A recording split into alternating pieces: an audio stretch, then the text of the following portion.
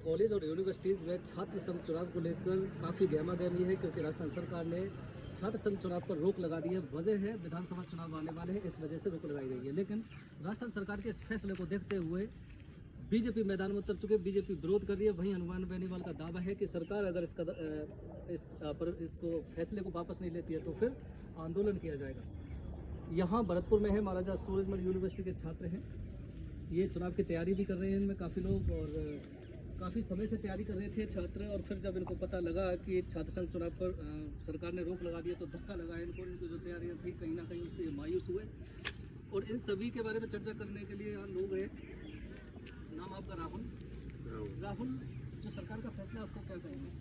मैं आपको बता दूं कि सरकार का फैसला नहीं है, बल्कि अपने फायदे के लिए हम छात्रों का हनन किया गया है। हम छात्रों को एक अंधकार में डाला गया है। हम छात्रित्व में, आपको पता है कि हम गांव दाढ़ी से आने वाले जो हर एक छात्र जो ये सोचता है कि आज हम गांव से निकलकर 12वीं पास कर आज हम महाविद्यालय में जाने वाले हैं, उस महाविद्यालय कैसा होगा, ऐसी अनेकों तमन्नाएं लेकर गांव दाढ़ी से आने वाला मजदूर किसान का बच्चा इसमें आता है। और यहाँ आकर हम जो छात्र हैं, एक आम परिवार से निकलकर हम उनका नेतृत्व करते हैं, उनको चुनने की जो उनके कार्यशैली है कि क्या कौन सी डिपार्टमेंट में क्या होना है, हम आए दिन अपने कैंप, आए दिन उनको ऐसी सूचनाएं से अवगत कराते हैं जिनसे कि छात्र परेशान ना होकर इस महाविद्यालय में आकर अपनी सुचारू रूप से पढ़ाई कर सके।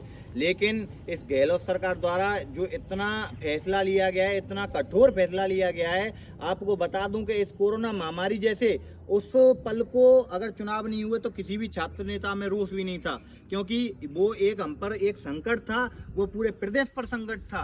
पर अब जब कोरोना के बाद 1 साल चुनाव करा दिए गए, अब विधानसभा के चुनाव में आपको बता दूं, और विधानसभा के चुनाव में इस एनएसयूआई और कांग्रेस का सूपड़ा साफ है। पहले भी आपने रिजल्ट देखा होगा कि एनएसयूआई का कोई भी एक भी विश्वविद्यालय ठीक से नहीं जीत पाए, एक भी विश्वविद्यालय में इन्होंने जीत हासिल नहीं की गई। अब इनको खुद मुख्यमंत्री को, आपको पता है कि खुद मुख्यमंत्री ये चाहते हैं अगर अब की बार भी एनएसयूआई का बाहुबला वो बिल्कुल खत्म है।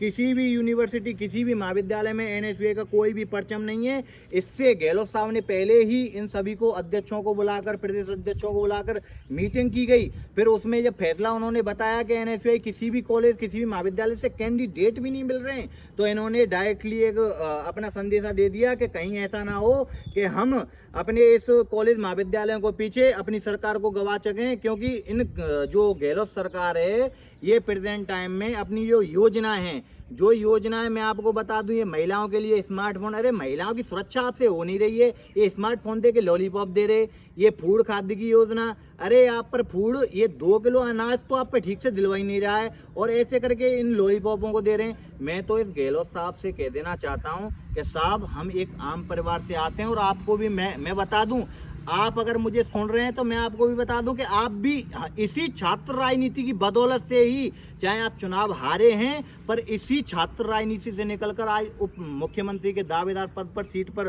ग्रहण करके आप बैठे हैं। दरअसल आपको ये भी अंदेशा लगता होगा, मैं सोचता हूं कि आपको कहीं ना कहीं तक इसमें भी मायूसी होगी कि आप छात्र संघ अध्यक्ष का चुनाव नहीं जीत पाए। पर इसमें गहलोत साहब, मैं आपको बता दूं, कहीं ना कहीं इस छात्र शक्ति का आपके पीछे, आपके मुख्यमंत्री के पीछे एक बड़ा अहम रोल रहा है, और इस अहम रोल को आप बिल्कुल भी शर्मिंदा महसूस ना कीजिए, क्योंकि ये वही छात्र शक्ति है कि अगर जिस छात्र शक्ति आप इसको अंधकार में डालकर अपना फायदा तो जरूर कर सकते हैं, पर इससे कोई फायदा नहीं होगा।